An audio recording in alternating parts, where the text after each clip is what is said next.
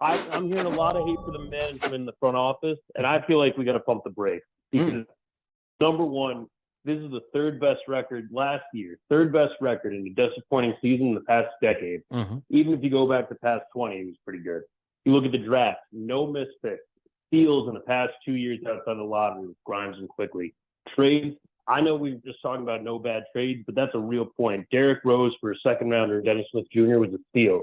Trading the 11th pick for 3 future first rounders is wild, especially when we're talking now about, man, what are we going to do with all these picks? How are we going to keep guys?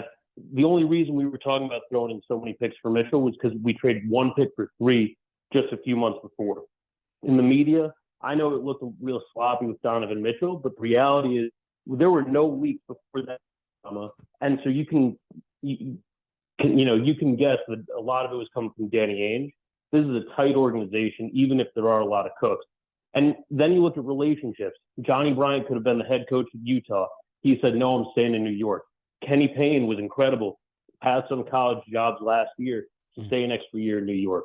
We got Gerson Rosas, and he might have been a weird choice to lead the negotiations with Mitchell, but Justin Zanuck was a guy that he knew. And keep in mind, we had a month or two where we were negotiating exclusively to the point where the Cavs stepped out of trade negotiations because they thought we were the front runner.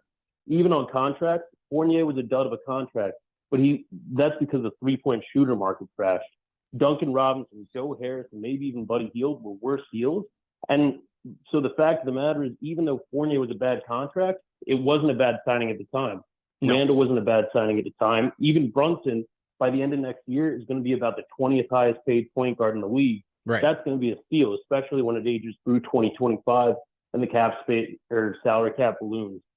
Like, yes, there are a lot of cooks, but we can't punish these guys for Steve Mills things, talking about the Kevin Knox and Frank Ntilikina picks. And the next guy's not going to come through trade. Keep in mind who wasn't bidding for Donovan Mitchell. Oklahoma City, New Orleans, Houston, and even Utah now Orlando. are all going to have more picks to throw. Yeah, exactly. And all those guys are going to have more picks to throw than us. It's going to come from the draft. And Walt Pernin has been money with us, was money with Utah.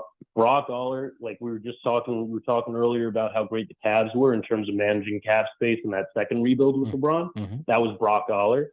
I think there's a lot of talent in that front office. And the fact of the matter is that there are a few guys like Scott Perry who are floaters and Gerson Rosas, but there's a clear guy with a clear skill set for a lot of important jobs. Worldwide West handles relationships. Brock Aller handles salary cap. Walt Pernin handles the draft, and they're really excellent at what they do. We got to pump the brakes on hating on these guys because they're too good, and it'd be a shame if we lose them.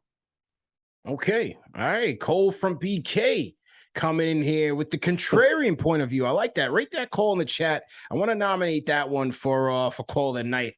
What do you guys think, man? 1 being trash, 5 being facts.